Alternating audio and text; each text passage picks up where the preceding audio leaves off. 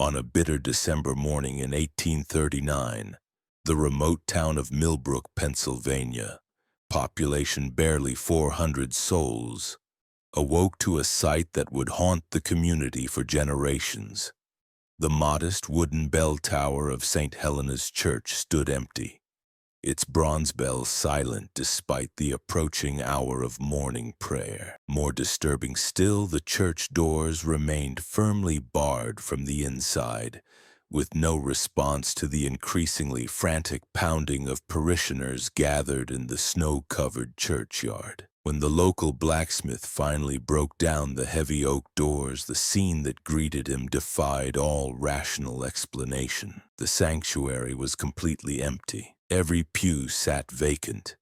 Hymnals scattered across the floor as if dropped in sudden haste. Candles burned low in their holders, wax pooling on the altar, suggesting the congregation had been present just hours before. Most unsettling of all, 99 winter coats and scarves and boots remained neatly arranged in the vestibule, as if their owners had simply vanished into the frigid morning air. The missing parishioners represented nearly a quarter of Millbrook's population, men, women, and children who had attended the special midnight service for the Feast of St. Lucy had seemingly disappeared without a trace. Among them were the town's most respected citizens: Dr. William Ashworth, the only physician for miles around; Samuel Morrison, the bank president; the Whitman family, including their 3 young children; and most mysteriously, Father Benedict Crowley himself, the Irish priest who had led the congregation for over a decade. What makes this disappearance particularly chilling is not just the impossible circumstances under which it occurred, but the deliberate campaign of silence that followed. Within days of the discovery, federal marshals arrived from Washington, followed by a team of investigators whose credentials no one in town was permitted to examine. The church was sealed, its contents removed under cover of darkness. Local newspapers were forbidden from reporting the incident, and residents were strongly discouraged from discussing the matter with anyone outside the community. The official explanation, when it finally came, was as implausible as it was brief. The congregation had suffered from a case of collective hysteria brought on by religious fervor, and had wandered into the surrounding wilderness during a blizzard. Their bodies, authorities claimed, would likely never be recovered due to the harsh winter conditions and the presence of wolves in the area. The church was declared structurally unsound and demolished within a month, its site left as empty ground that remains undeveloped to this day. But this official narrative crumbles under even basic scrutiny. The December night in question was clear and cold, with no snowfall recorded. The surrounding wilderness was thoroughly searched by teams of experienced hunters and trappers who found no trace of human passage. Most damning of all, several residents reported seeing strange lights emanating from the church windows throughout the night, accompanied by sounds they described as singing, but in no language they recognized. The investigation that followed, though heavily suppressed, revealed disturbing details about the final months of Father Crowley's ministry. Church records briefly examined before their confiscation showed that the priest had been corresponding with scholars at several European universities, requesting texts on subjects far removed from traditional Catholic theology. Parishioners noted that his sermons had become increasingly cryptic, filled with references to ancient practices and the thin boundaries between the physical and spiritual worlds. Mrs. Eleanor Hartwell, whose husband had been among the missing, provided the most detailed account of the weeks leading up to the disappearance before she herself vanished under suspicious circumstances just days before the federal investigation concluded. According to her testimony, preserved in a single surviving letter to her sister in Philadelphia, Father Crowley had been meeting regularly with a group of the most devout parishioners, conducting what he called advanced spiritual exercises in the church basement. These sessions, Mrs. Hartwell wrote, involved prolonged meditation, fasting, and the recitation of prayers in Latin that sounded unlike anything she had heard in decades of Catholic worship. Participants reported experiencing vivid visions and a sense of profound spiritual transformation. Some claimed to have received direct communications from deceased relatives, while others described encounters with angelic beings who promised to reveal the true nature of existence to those pure enough to receive such knowledge. The midnight service on December 13th had been presented as the culmination of these spiritual exercises. Father Crowley had personally invited the 99 most faithful members of his congregation to attend what he described as a sacred witnessing that would forever change their understanding of God's plan for humanity.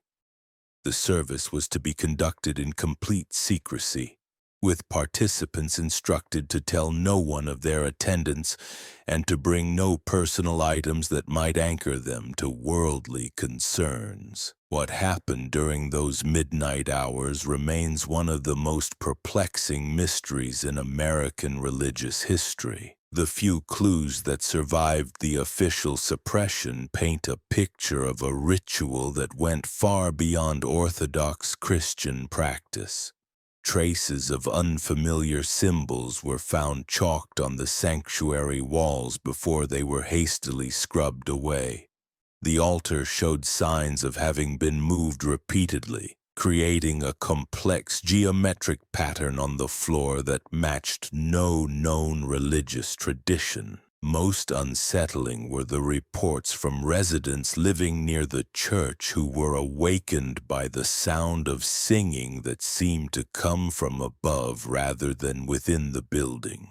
Several witnesses independently described hearing what sounded like a massive choir, far larger than the 99 people who had entered the church, performing music that seemed to resonate in their bones rather than their ears. The singing reportedly continued until dawn, when it was replaced by a profound silence that seemed to muffle all other sounds in the vicinity. The aftermath of the disappearance transformed Millbrook from a thriving community into a virtual ghost town.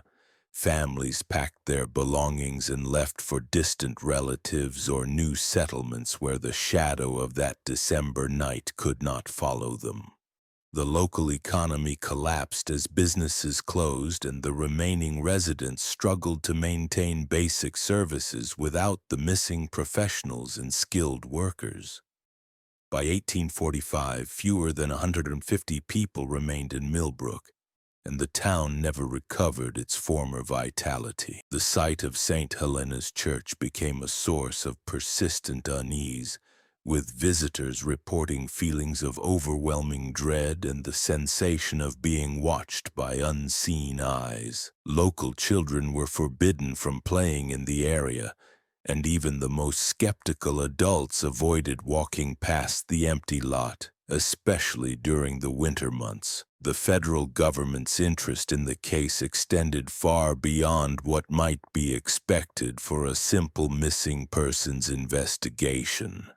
Classified documents partially released through Freedom of Information Act requests in the 1970s revealed that the Millbrook incident was part of a broader pattern of similar disappearances that had been occurring across the United States since the early 1800s. Each case involved religious communities, midnight rituals, and the complete disappearance of participants under impossible circumstances. These documents suggest that certain government agencies had been tracking what they termed anomalous religious phenomena for decades, with particular attention paid to instances where traditional Christian practices appeared to intersect with older pre-Christian spiritual traditions. The Millbrook case was notable not just for the number of people involved, but for the level of documentation that survived the initial suppression efforts. Dr. Jonathan Whitmore, a professor of religious studies at Harvard University who spent years researching the Millbrook disappearance, concluded that Father Crowley had somehow accessed and attempted to implement rituals drawn from medieval Christian mysticism, possibly combined with elements from much older spiritual traditions.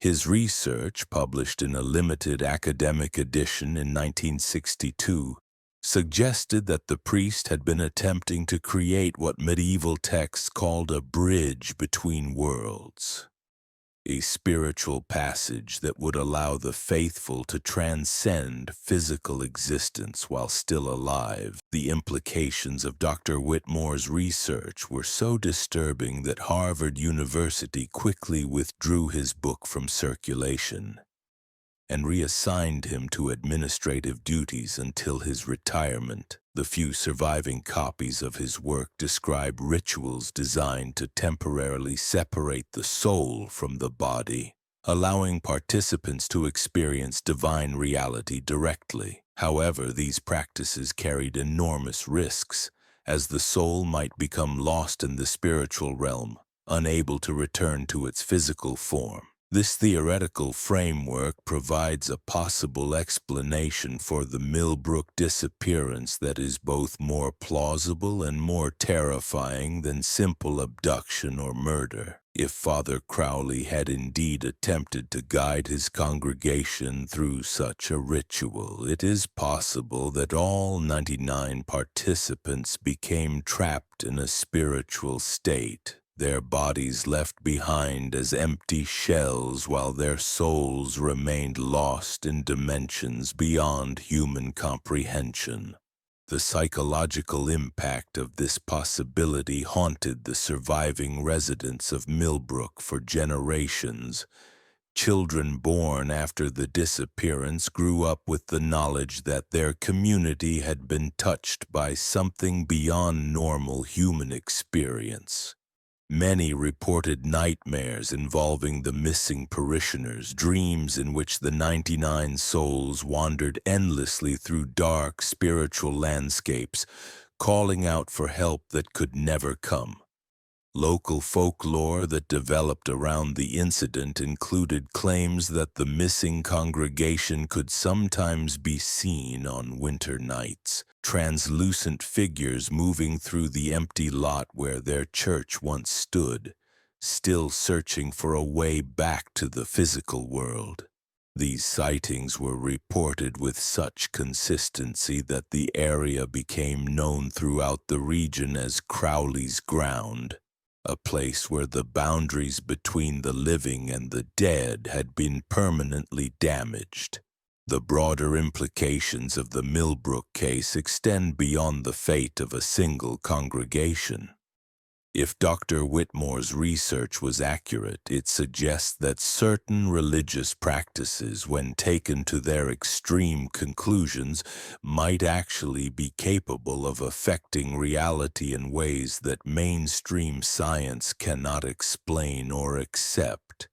The government's continued interest in such cases, evidenced by the classified documents and ongoing suppression efforts, indicates that authorities take these possibilities seriously, even if they cannot publicly acknowledge them. The story of St. Helena's Church serves as a cautionary tale about the dangers of spiritual extremism and the hubris of those who believe they can transcend the natural order through force of will and faith. Father Crowley's attempt to lead his congregation beyond the veil of physical existence may have succeeded all too well, trapping 99 souls in a realm from which there is no return. The empty lot in Millbrook remains undeveloped to this day, a testament to the power of collective memory and the lingering fear that some mysteries are too dangerous to disturb. Local residents still avoid the area, particularly during December when the boundary between the physical and spiritual worlds is said to be at its thinnest. The silence that has surrounded the case for over 180 years continues to protect whatever secrets lie buried in that consecrated ground. Modern paranormal investigators who have attempted to study the site report equipment failures, inexplicable temperature drops, and the persistent sensation of being observed by multiple unseen presences. These experiences, combined with the historical record and the ongoing government secrecy, suggest that the Millbrook disappearance represents something far more significant than a simple historical curiosity. The 99 parishioners who vanished that December night may have found the transcendence they sought, but at a cost that transforms their achievement into a tragedy. The investigation that began with Sarah's desperate flight through the Maine wilderness intensified dramatically once she reached civilization. Her detailed testimony, combined with physical evidence she had smuggled from the convent, created an irrefutable case against the Ashford sisters. But what authorities discovered next would reveal that the horrors at the Convent of Eternal Tears were merely the visible tip of a much darker iceberg. Sheriff Hawthorne's initial skepticism evaporated when Sarah produced the stolen documents during her first formal interview. The surgical notes, written in clinical language that chilled even experienced lawmen, documented procedures that defied comprehension. One entry dated 3 months before Sarah's escape described the systematic removal of brain tissue from a patient identified only as Subject 23, with observations about the resulting changes in personality and memory. The financial records proved equally damning. The University of Vienna had paid 4,000 Austrian florins for detailed documentation of cranial intervention techniques. Even Harvard Medical School, though unknowingly, had incorporated research findings obtained through systematic human experimentation. As Sheriff Hawthorne organized his raiding party, word of the impending investigation somehow reached the Ashford sisters. Their network of informants, carefully cultivated over 2 decades, included local merchants, postal workers, and even a county official who had been receiving regular payments for his discretion. By the time 15 armed men surrounded the convent on that fateful morning in May 1819, the sisters had vanished into the Maine wilderness, taking with them their most portable equipment and documentation. The abandoned convent revealed a chamber of horrors that traumatized even veteran investigators. The basement surgical theater contained implements specifically designed for cranial procedures, their surfaces still stained with evidence of recent use.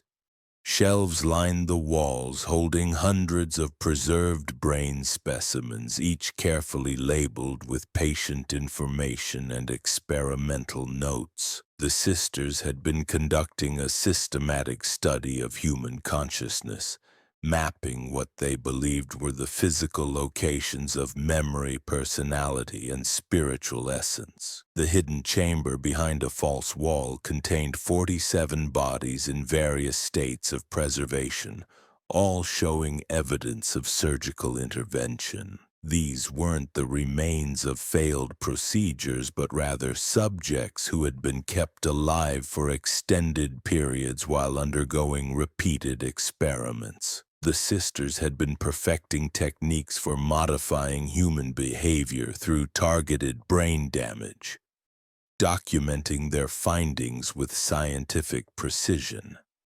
Dr. Samuel Hartwell, when confronted with evidence of his complicity, initially attempted to justify his involvement as advancing medical knowledge. However, the full scope of the experimentation shattered his rationalizations. The sisters hadn't merely been killing patients during botched procedures.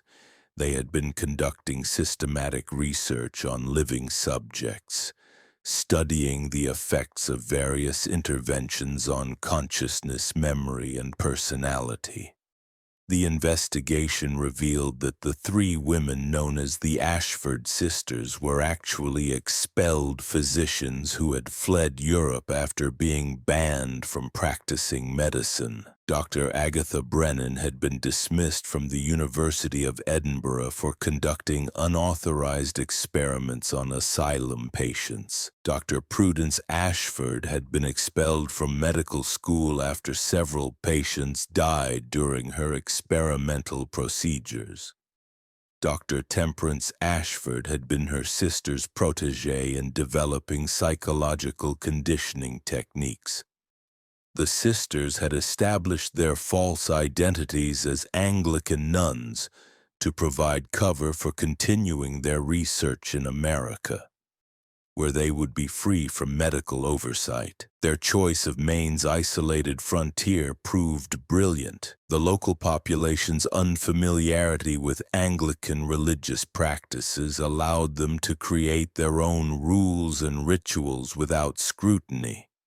The manhunt that followed became one of the most extensive criminal investigations in early American history. Federal marshals joined local law enforcement in searching for the escaped physicians, with wanted posters distributed throughout the Northeast. However, the sisters had prepared for this eventuality, establishing multiple escape routes and accumulating substantial wealth from their illegal activities. Bank records revealed that the sisters had transferred enormous sums to accounts in Canada, Mexico, and several European countries. The total amount exceeded $50,000, equivalent to millions in today's currency. They had also established false identities and safe houses throughout North America and Europe, suggesting they had planned their eventual escape from the beginning. The most disturbing development came when physicians who had cooperated with the investigation began dying under mysterious circumstances. Dr. Edward Mitchell, who had received specimens from the convent, was found murdered in his Baltimore home, his body positioned in the same ritual manner as the sisters' victims. The investigation also uncovered evidence of an extensive network of collaborators throughout the medical and academic communities. Universities across America and Europe had unknowingly incorporated the sisters' research into their curricula. Surgical techniques and psychological theories being taught to new generations of physicians were based on systematic human experimentation conducted in the Maine wilderness. The families of victims faced an agonizing choice between seeking justice and protecting their reputations. Most chose silence, preferring private grief to public shame. This conspiracy of silence meant that the full extent of the sisters' crimes was never officially acknowledged, with most evidence sealed in government archives. The case forced a painful examination of medical ethics and the sources of scientific knowledge. The revelation that respected institutions had benefited from the sisters' crimes prompted the first serious national conversation about the ethical boundaries of research. This eventually led to the American Medical Association's first formal code of ethics and legislation establishing stricter regulation of medical schools. Sarah Whitman, the sole survivor to escape and expose the truth, struggled for years with the trauma of her experience. She eventually moved to California under an assumed name, where she worked as a teacher while trying to rebuild her life. Her detailed memoir, written before her death in 1863, provided the most complete account of life inside the convent and served as crucial historical evidence. The Ashford sisters themselves were never captured, though unconfirmed reports placed them in various locations throughout the Americas and Europe. Some investigators believed they continued their work under different identities, while others suggested they had been killed by associates seeking to eliminate witnesses. The most credible account came from a French physician who claimed to have encountered Dr. Agatha Brennan in Paris in 1856, working under an assumed name as a private physician specializing in nervous disorders. However, when authorities investigated, the woman had already disappeared, leaving behind only tantalizing hints of her true identity. The case represents one of the most systematic examples of human experimentation in American history. The sisters combined scientific methodology with complete moral bankruptcy, creating a program of research that advanced medical knowledge while destroying hundreds of lives. Their meticulous documentation revealed techniques that wouldn't be officially recognized by mainstream medicine for decades. Perhaps most disturbing was the conspiracy of silence that followed their exposure. The families, medical institutions, and government officials who chose secrecy over justice ensured that the victim's suffering would be forgotten and that similar crimes might occur again. This willingness to suppress uncomfortable truths rather than confront the implications of systematic abuse revealed dangerous vulnerabilities in American society. The Ashford sisters had exploited the intersection of religious faith, scientific progress, and social prejudice against vulnerable populations. Their ability to operate with impunity for over 2 decades demonstrated how easily noble intentions could mask horrific crimes when pursued without moral constraints or ethical oversight. The abandoned convent site remained cursed in local legend, with reports of strange phenomena persisting for decades. The building was eventually burned by local residents who wanted to erase all trace of what had occurred there. However, the extensive documentation of the sisters' experiments was preserved and eventually contributed to legitimate advances in understanding brain function, creating an uncomfortable legacy of knowledge obtained through unspeakable means. The case of the Convent of Eternal Tears stands as a chilling reminder of what can happen when scientific ambition operates without moral boundaries. The sisters' fusion of religious authority with pseudoscientific research created a perfect storm of exploitation that destroyed hundreds of lives while advancing medical knowledge. Their story serves as a warning about the dangers of unchecked authority and the human capacity for both extraordinary evil and extraordinary courage in confronting it. The investigation officially concluded in 1862 with the discovery of an abandoned sanctuary in Massachusetts containing evidence of the sisters' continued activities. Whether they had finally been caught or had simply moved on to yet another location remains unknown, but their influence on medical ethics and institutional oversight continues to this day. The victims of the Convent of Eternal Tears deserve to be remembered not just as statistics in a historical atrocity, but as individuals whose suffering contributed to important reforms in medical ethics and institutional accountability. The truth behind what happened at St. Helena's Church that fateful October night in 1839 remained buried for nearly a century. It wasn't until 1934, when federal investigators reopened the case following the discovery of additional documents, that the full scope of the conspiracy finally emerged. Hidden within the personal effects of Reverend Marcus Whitmore, found in a sealed trunk in his family's estate, were detailed journals that revealed a horrifying collaboration between religious zealots and government agents conducting what they called metaphysical research under the guise of spiritual awakening. The ritual performed that October evening wasn't spontaneous religious fervor, but a carefully orchestrated experiment designed to test the boundaries between the physical and spiritual realms.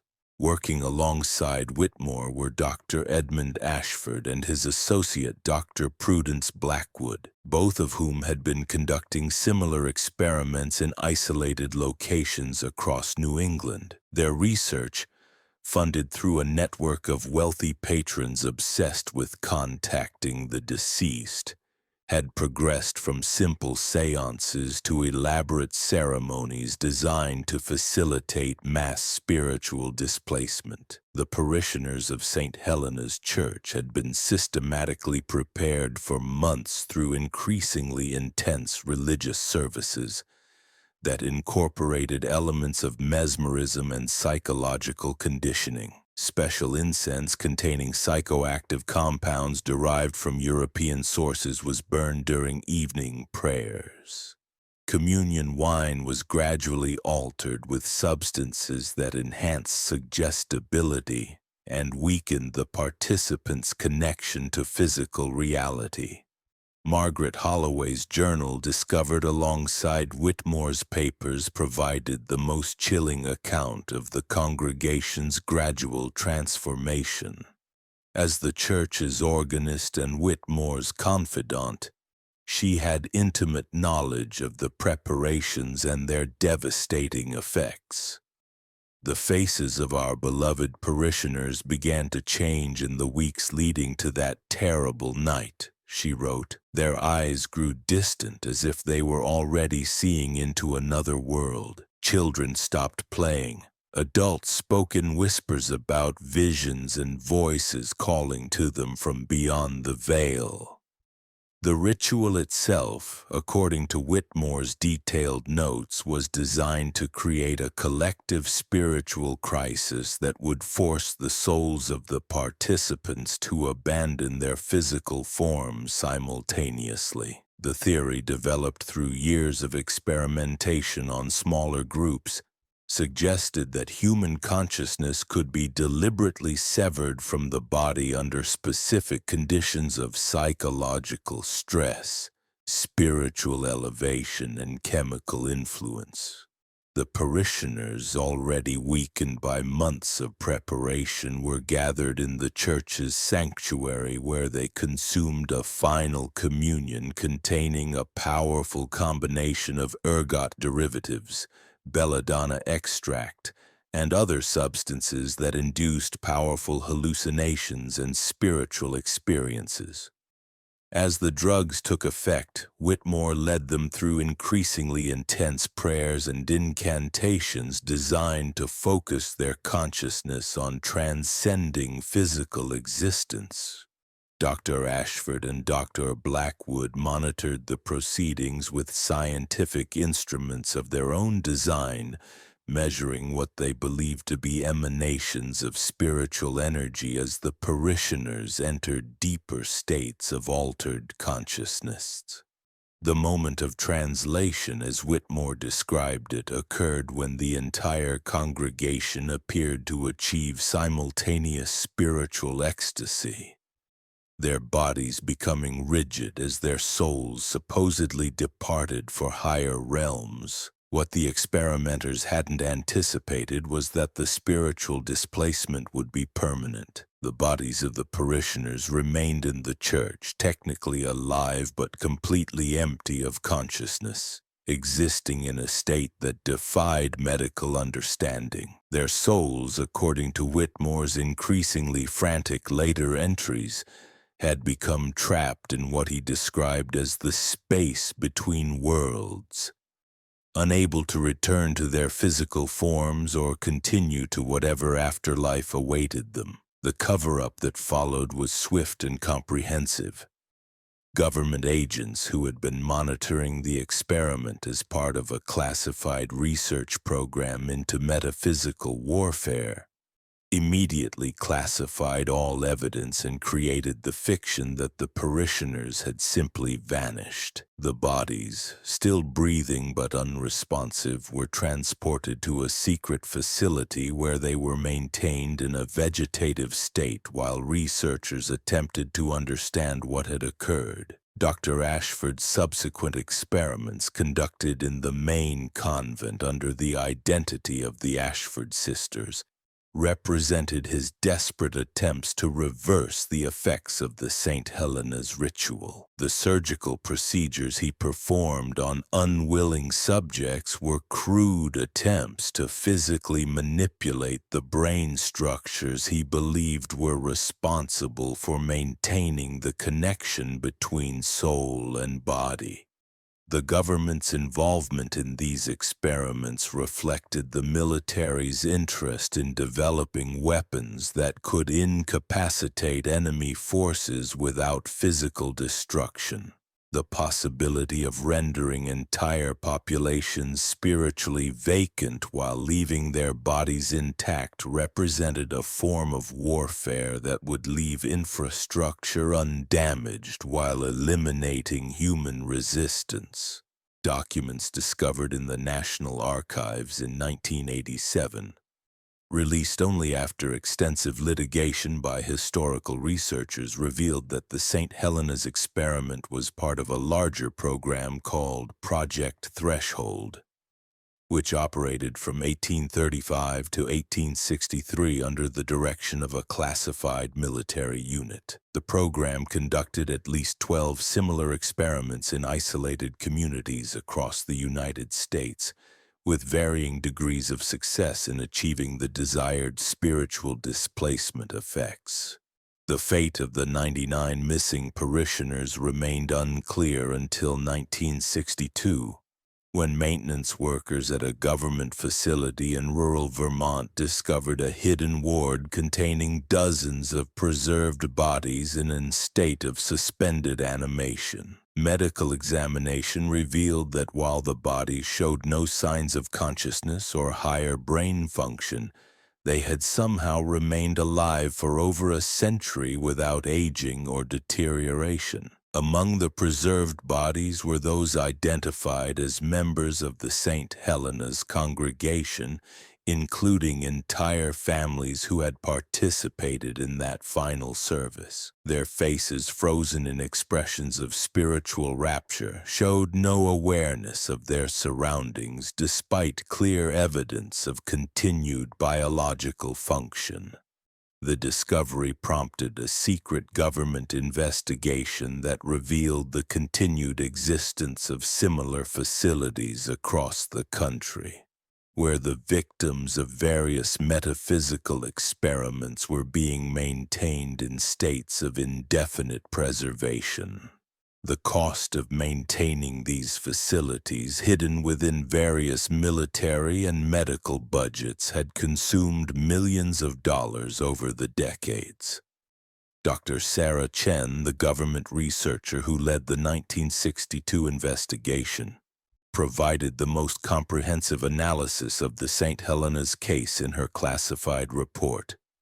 Her findings, partially declassified in 1995, concluded that the parishioners had indeed achieved a form of consciousness displacement that separated their awareness from their physical bodies without causing death. What we discovered challenges every assumption about the nature of human consciousness and its relationship to physical existence, Dr. Chen wrote. These individuals exist in a state that our current understanding of neuroscience cannot explain. Their bodies function at the most basic biological level, but there is no evidence of consciousness, memory, or any form of higher cognitive function. The ethical implications of maintaining these facilities became a source of ongoing debate within classified government circles. Some officials argued that the preserved bodies represented valuable research subjects whose continued study might unlock fundamental secrets about human consciousness. Others contended that keeping them alive in their vegetative state was a form of cruel imprisonment that should be ended through humane means. The debate intensified in 1973 when one of the preserved parishioners, identified as 12-year-old Sarah Morrison, briefly regained consciousness after 134 years of spiritual absence. For approximately 6 hours, she was able to speak and respond to questions, providing the first direct testimony about the experience of spiritual displacement. Her account, recorded by Dr. Dirstanenoy, according to Sarah, the displaced souls existed in a realm where time had no meaning and communication with others was possible but difficult. They remained aware of their separation from their bodies but were unable to return without external assistance. "We're all still here," Sarah whispered to the researchers, her voice weak after more than a century of silence. "We can see each other, but we can't touch.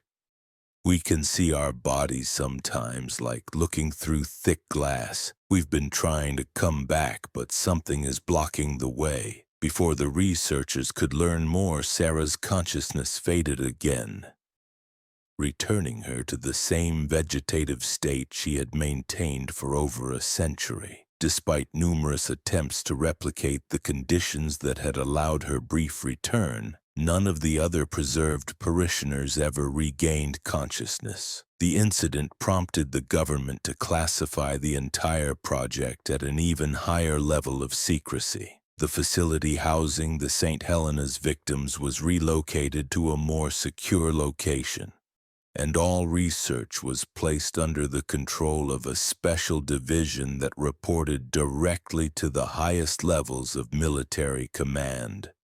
The final chapter of the St. Helena's story came in 1999, when President Clinton's declassification initiative released heavily redacted documents revealing the existence of Project Threshold and its various experiments. The public revelation of government involvement in metaphysical research sparked congressional hearings and demands for full disclosure of all related activities.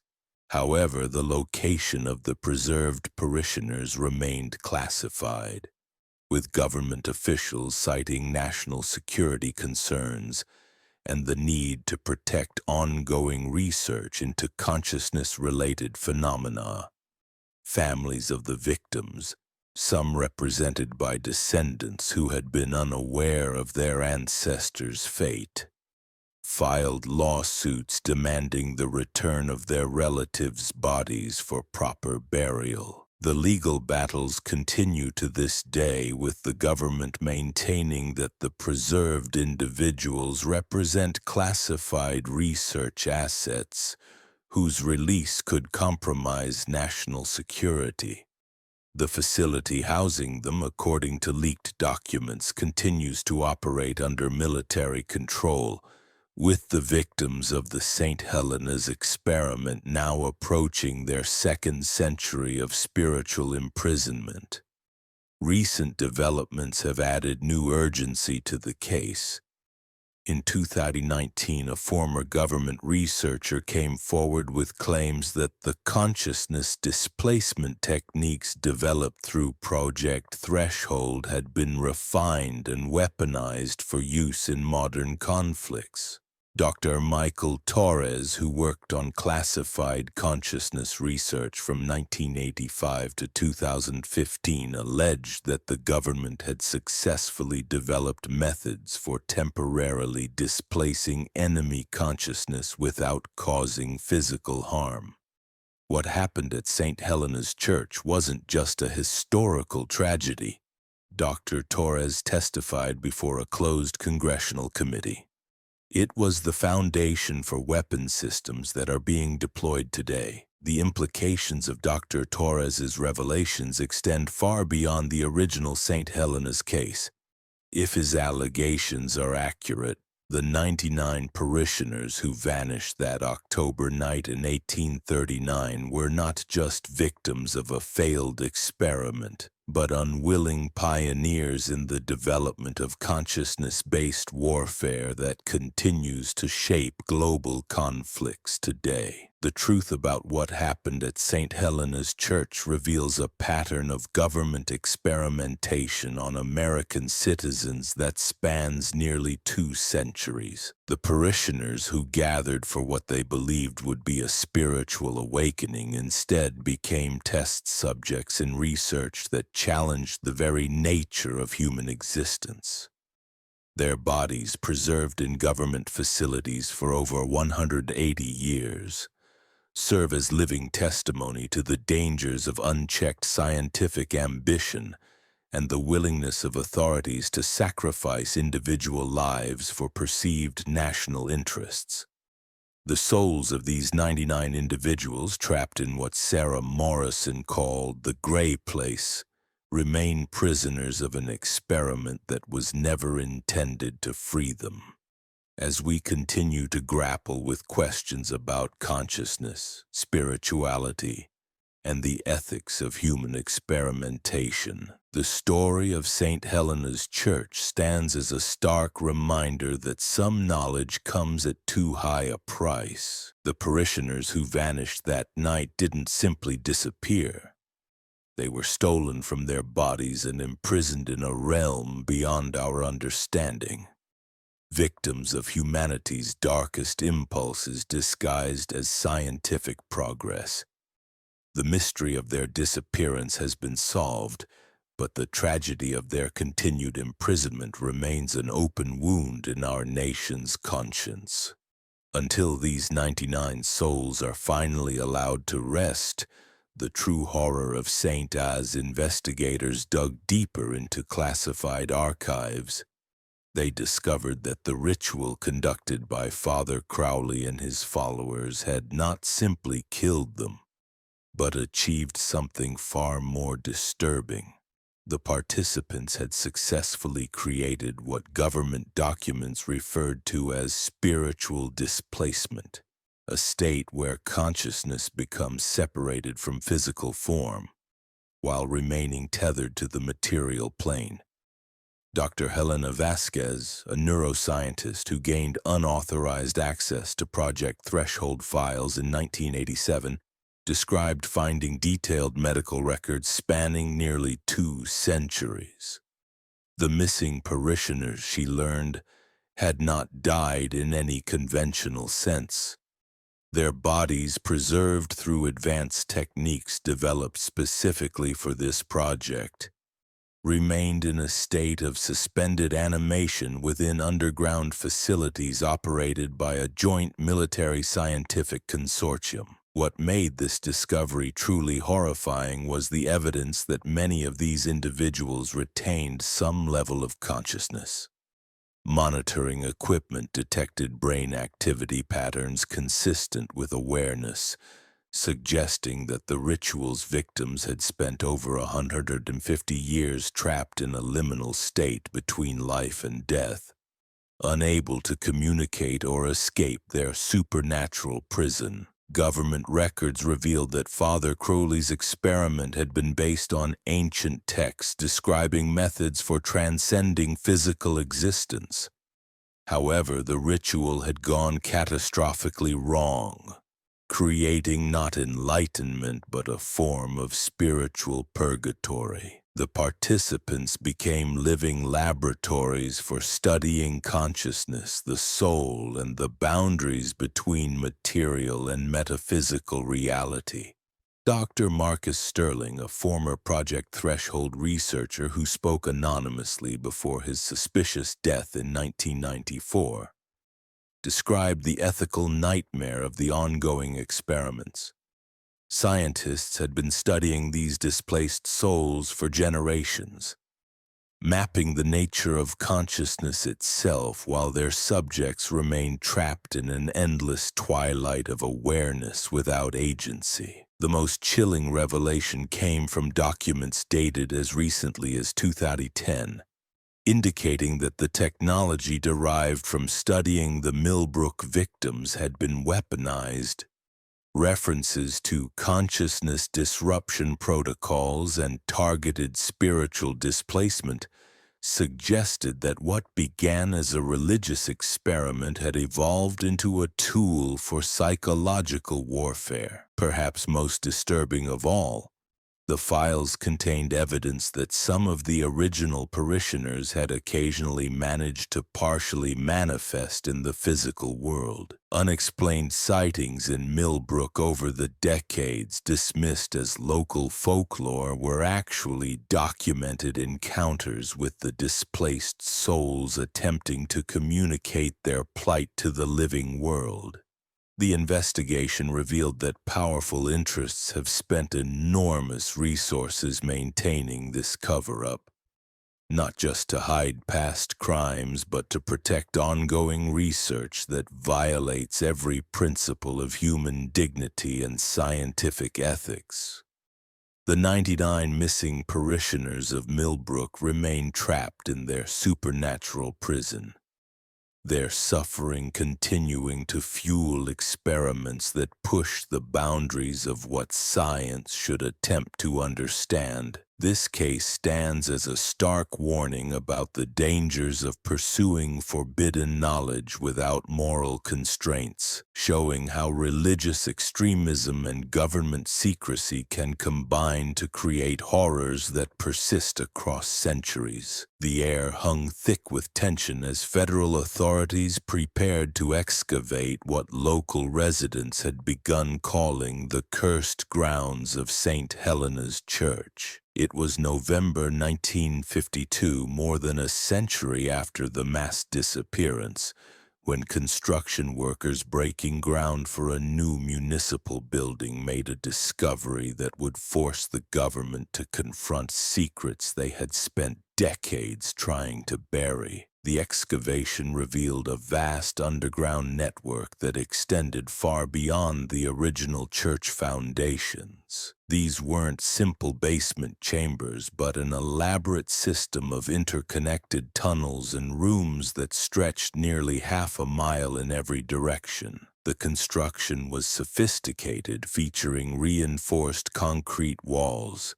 ventilation systems, and electrical conduits that suggested modern engineering rather than 19th century stonework. Most disturbing of all, the chambers weren't empty.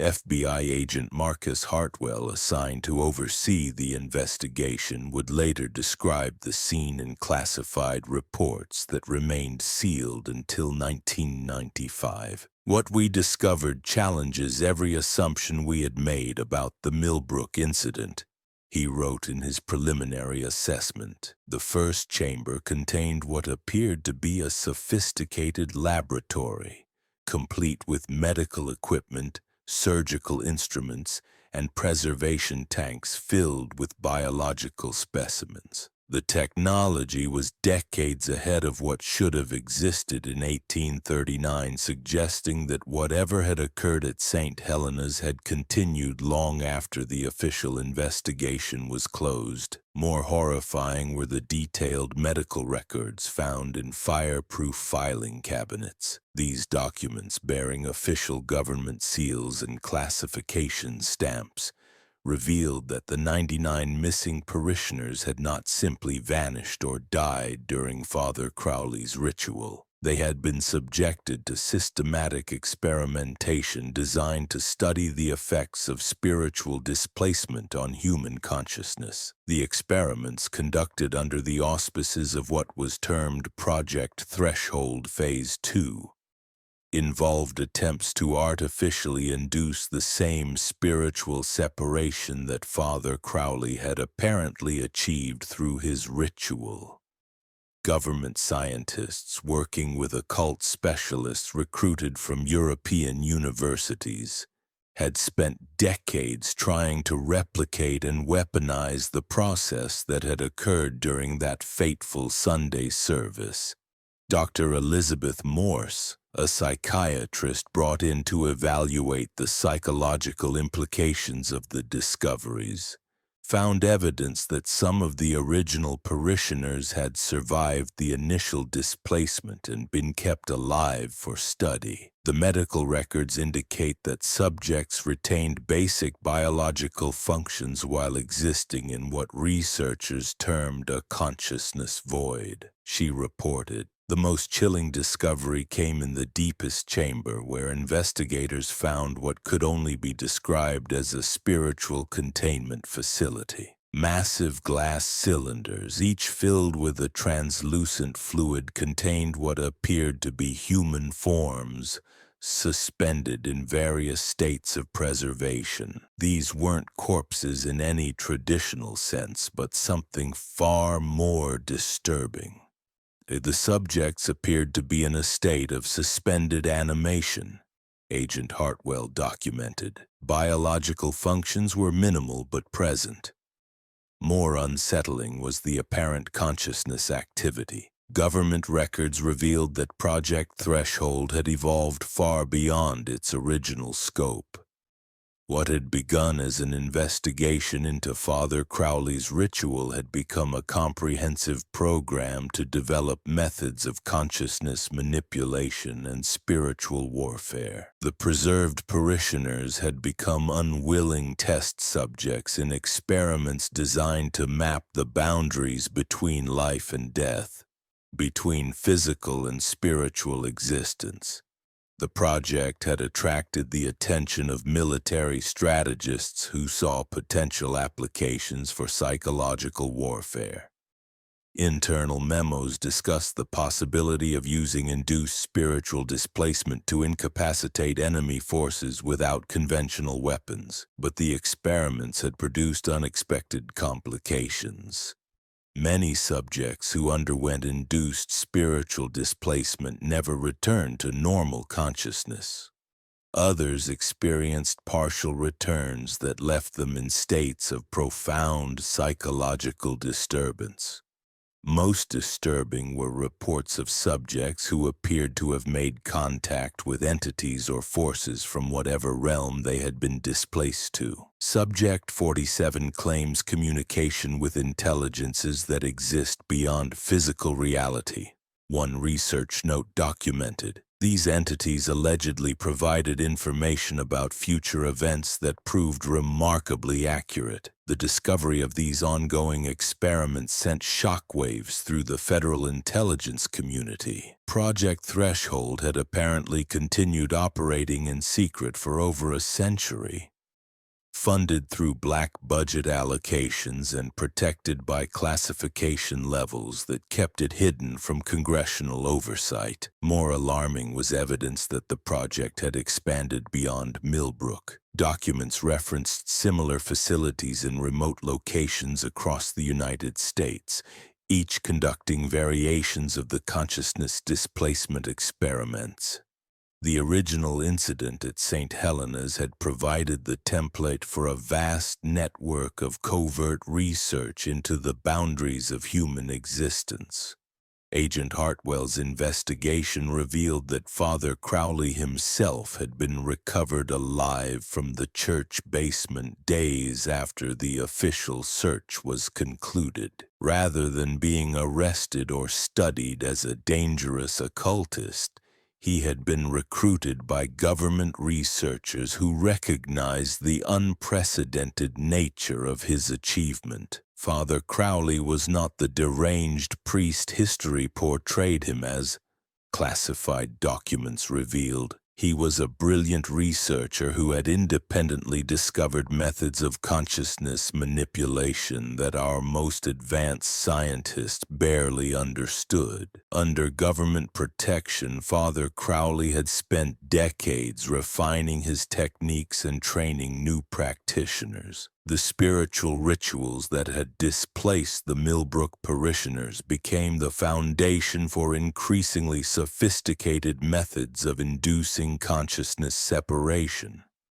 Each iteration of the process became more controlled, more precise, and more horrifying in its implications. The preserved parishioners, meanwhile, had become permanent residents of a twilight existence between life and death. Medical records suggested that many retained awareness of their situation but were powerless to communicate or escape their spiritual prison. They existed as conscious observers of their own indefinite captivity, aware but unable to act. Dr. Morse's psychological evaluation of the situation was devastating. These individuals have been subjected to a form of torture beyond anything previously conceived, she wrote. They experience the full range of human consciousness and emotion while being denied any ability to interact with physical reality. The discovery of Project Threshold's continuation forced the government to confront the moral implications of their secret research. Congressional hearings conducted in closed session to protect national security interests revealed the full scope of the program's ethical violations. Generations of researchers had continued experiments that treated human beings as laboratory specimens in pursuit of knowledge that many argued should never be obtained. Public disclosure was deemed impossible due to national security concerns and the potential for mass panic. Instead, Project Threshold was officially terminated, its facilities decommissioned, and its records sealed under the highest levels of classification. The preserved parishioners presented a unique challenge that had no precedent in medical ethics or government policy. The question of what to do with the displaced subjects remains unresolved, Agent Hartwell noted in his final report. They cannot be considered legally dead, as they retain consciousness and biological function, yet they cannot be returned to normal existence using current methods. The decision was made to maintain the subjects in their current state while research continued into potential reversal methods. A small team of researchers operating under the strictest security protocols was tasked with finding ways to restore the displaced parishioners to normal existence. This new phase of research was designated Project Restoration and given the highest priority classification. However, initial attempts at consciousness restoration produced disturbing results. Subjects who were partially returned to normal awareness reported experiences that challenged fundamental assumptions about the nature of reality. They described encounters with entities that existed in the spiritual realm, civilizations that operated according to different physical laws, and knowledge that seemed to come from sources beyond human understanding. The displaced subjects appear to have gained access to information that transcends normal human experience. Research notes indicated. Their reports suggest the existence of parallel dimensions, alternate realities and forms of consciousness that exist independently of physical matter. More troubling were reports that some subjects had developed abilities that seemed to violate known laws of physics. They demonstrated knowledge of events occurring in distant locations, predicted future occurrences with remarkable accuracy, and in some cases appeared to influence physical objects through mental concentration alone. These developments raised questions about whether the consciousness displacement had fundamentally altered the subjects in ways that went beyond simple spiritual separation. We may have inadvertently created individuals who exist partially outside normal reality, one researcher warned. The implications for national security were staggering.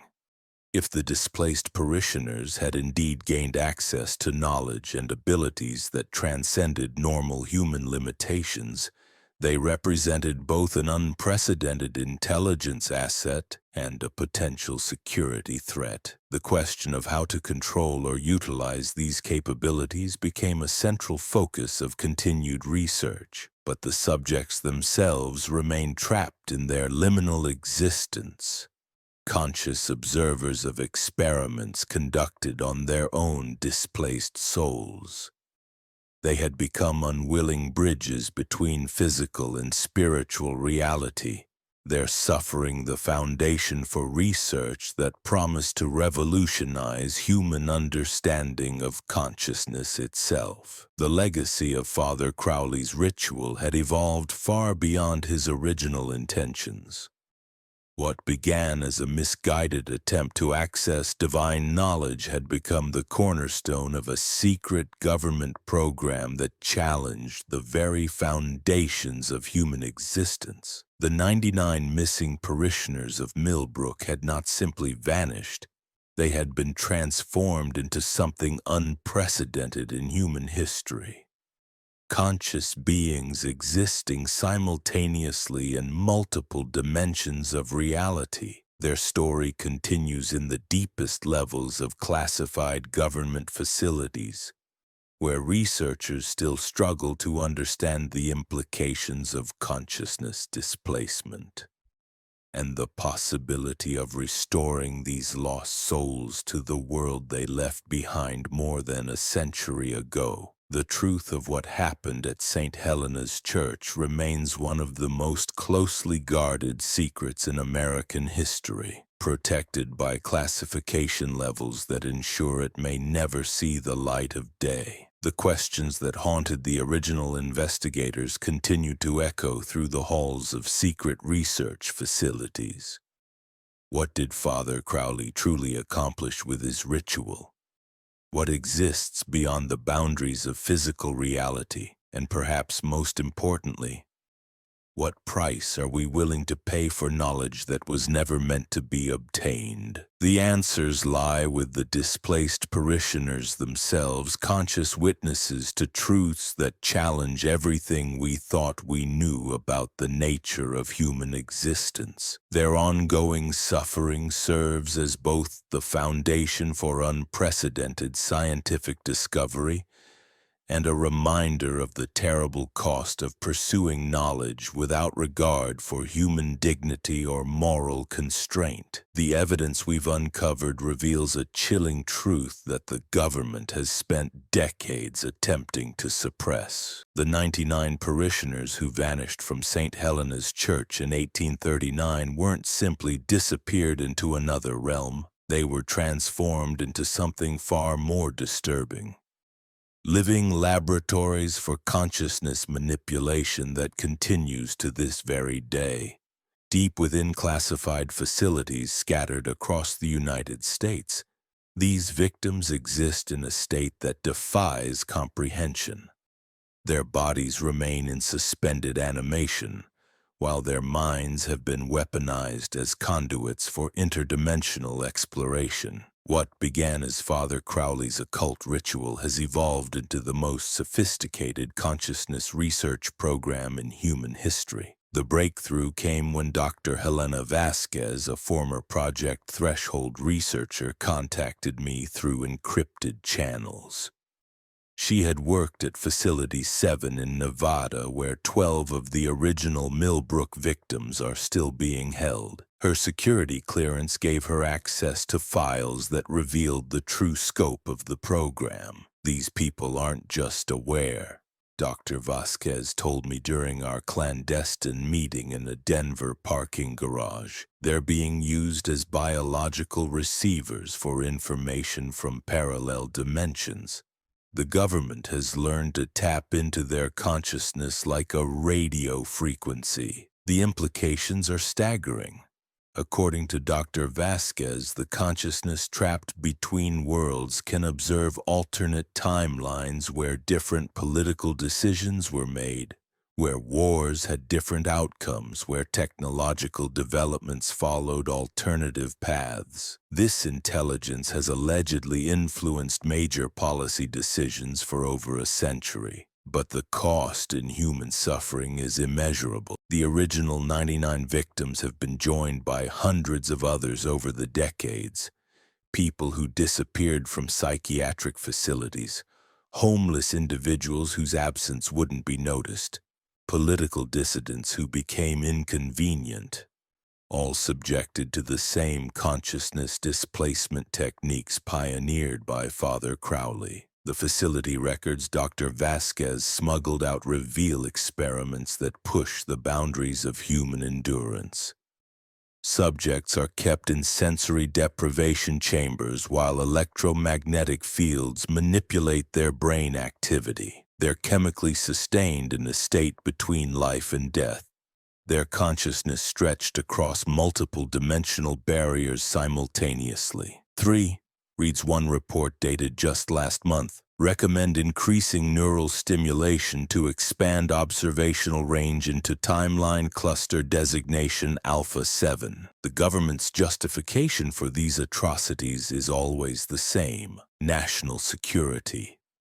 The intelligence gathered from these interdimensional observations has allegedly prevented nuclear wars, uncovered terrorist plots, and provided technological advantages that maintain American supremacy. But at what cost to our humanity? Dr. Vasquez described visiting the chamber where Sarah McKenna, one of the original Millbrook parishioners, is held. After 185 years, her body remains perfectly preserved, but her eyes move constantly beneath closed lids, tracking visions from countless alternate realities. Monitoring equipment shows her brain activity spiking whenever major historical events occur, suggesting her consciousness experiences these events across multiple timelines simultaneously. The most disturbing revelation involves the recruitment methods for new subjects. Dr. Vasquez provided documentation showing that certain missing persons cases are actually targeted acquisitions for the program. Individuals with specific neurological profiles that make them suitable for consciousness manipulation are identified through medical databases and systematically disappeared. The selection criteria are chilling: high empathy scores, unusual brainwave patterns, history of psychic experiences or near-death experiences, people who already exist on the margins of conventional reality, making them easier to vanish without investigation. The program has evolved from Father Crowley's desperate ritual into a systematic harvesting operation that continues to claim new victims. But perhaps the most horrifying aspect is what happens to those whose consciousness finally breaks under the strain. Dr. Vasquez described the termination protocols used when subjects can no longer maintain coherent observation of alternate realities. Their consciousness is essentially shattered across infinite dimensions, while their bodies are preserved for organ harvesting to support the remaining subjects. The financial cost of maintaining these facilities is astronomical. Black budget allocations funnel billions of dollars annually into consciousness research programs that operate completely outside congressional oversight. The money flows through defense contractors, pharmaceutical companies, and private research institutions that have no idea what their work ultimately supports. Recent technological advances have made the program even more invasive. Quantum computing interfaces now allow researchers to download and analyze the dimensional observations directly from subjects' minds. The consciousness of these trapped souls is being digitized and processed by artificial intelligence systems that identify patterns and anomalies across infinite alternate realities. Dr. Vasquez showed me footage from inside one of these facilities. Rows of suspension chambers, each containing a human form connected to arrays of monitoring equipment. The subjects' faces show expressions of constant anguish even in their chemically induced unconsciousness. Their consciousness may be exploring other dimensions, but their bodies remain trapped in a nightmare that has lasted nearly 2 centuries. The psychological profiles of facility staff reveal the toll this work takes on those who witness it daily. Turnover rates exceed 90% within the first year. Those who remain often require extensive psychological conditioning and pharmaceutical intervention to suppress their natural human empathy. The program literally requires its administrators to surrender their humanity, yet the research continues to expand. Dr. Vasquez provided evidence of plans to establish new facilities in remote locations worldwide. International cooperation agreements disguised as medical research partnerships are actually frameworks for sharing consciousness manipulation technology with allied nations. The horror pioneered in Millbrook is being exported globally. The most recent development involves attempts to reverse engineer the consciousness displacement process. Researchers hope to eventually send human consciousness into alternate dimensions while maintaining control over the subject's awareness. Early experiments have resulted in complete psychological breaks, but the program continues undeterred by human cost. The ethical implications extend beyond individual suffering to questions about the nature of reality itself. If government researchers can access alternate timelines and influence decisions based on that knowledge, are we still living in a genuinely free society? How many major historical events have been shaped by intelligence gathered from the tortured consciousness of Father Crowley's victims? Dr. Vasquez risked everything to expose this program because she couldn't bear witnessing the suffering any longer. She's now in hiding, knowing that her former colleagues will stop at nothing to silence her. Her final message to me was simple yet profound. These people have been paying the price for our government's ambitions for nearly 2 centuries. Their sacrifice was never voluntary, and their suffering serves no greater good.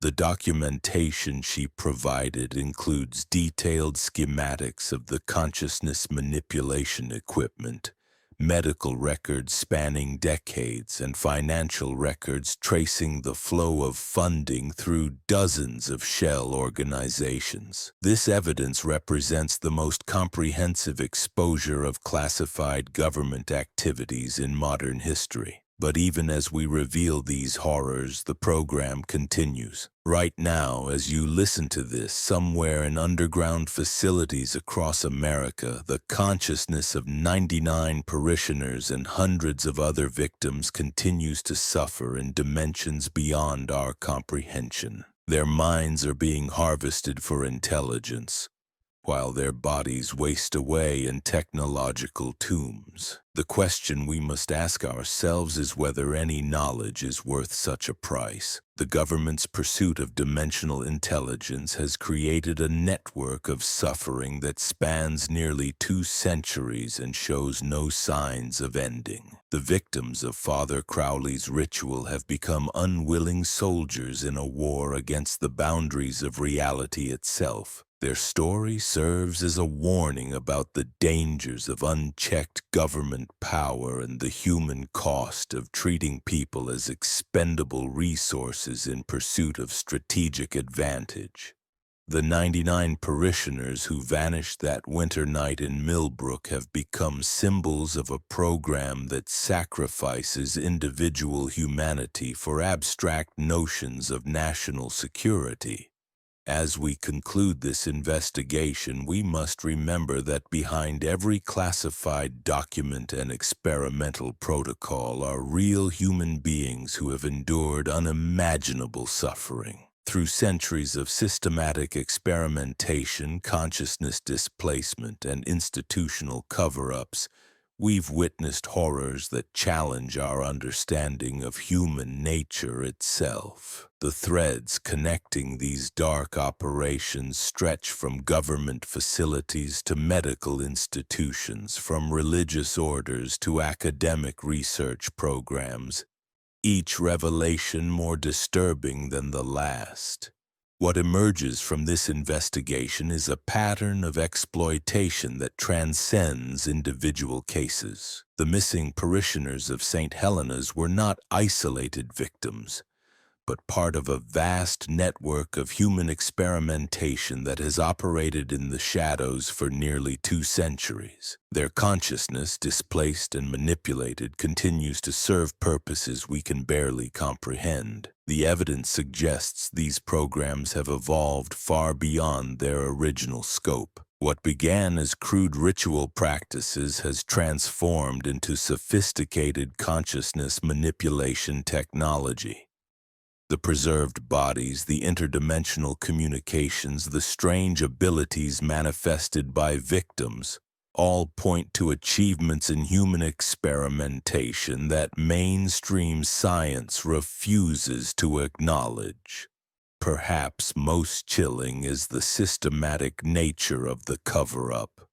Government agencies, medical institutions, and religious organizations have collaborated for generations to suppress evidence, silence witnesses, and maintain the facade of normalcy. The files remain classified, the facilities remain hidden, and the suffering continues unabated. The families who lost loved ones to these programs deserve answers. The victims trapped in their liminal existence between life and death deserve justice. The public deserves to know the truth about what has been done in the name of national security, scientific progress, and spiritual advancement. As we've seen throughout history, those who seek forbidden knowledge often pay the ultimate price. But in this case, it's not the seekers who suffer. It's the innocent victims whose consciousness has been stolen, whose bodies have been preserved, whose very essence has been weaponized for purposes that mock everything we claim to value about human dignity and freedom. The story of St. Helena's 99 missing parishioners is not just about what happened in 1839. It's about what continues to happen today in facilities we cannot name, through programs we cannot officially acknowledge, to victims whose names we will never know. The darkness that began nearly 2 centuries ago has not ended. It has simply become more sophisticated, more hidden, and more terrible in its scope. The question that haunts us is not whether such programs exist, but how many more victims are being created even as we speak. How many more consciousness are being displaced? How many more bodies are being preserved? How many more minds are being used as tools in experiments that violate every principle of human decency? The truth about the 99 missing parishioners is more horrifying than any fiction because it reveals the depth of institutional corruption and the lengths to which powerful forces will go to maintain their dark secrets. Their story is not just a historical curiosity, it's a warning about the ongoing threat to human freedom and dignity that continues to this day. In the end, the most disturbing aspect of this entire investigation is not what we've discovered, but what we suspect remains hidden. The documents we've seen, the testimonies we've heard, the evidence we've uncovered, all of it points to a reality so dark and so extensive that even now, after everything we've revealed, we may have only glimpsed the surface of a horror that spans centuries and continues to claim new victims every day. The 99 parishioners of St. Helena's Church did not simply vanish without a trace.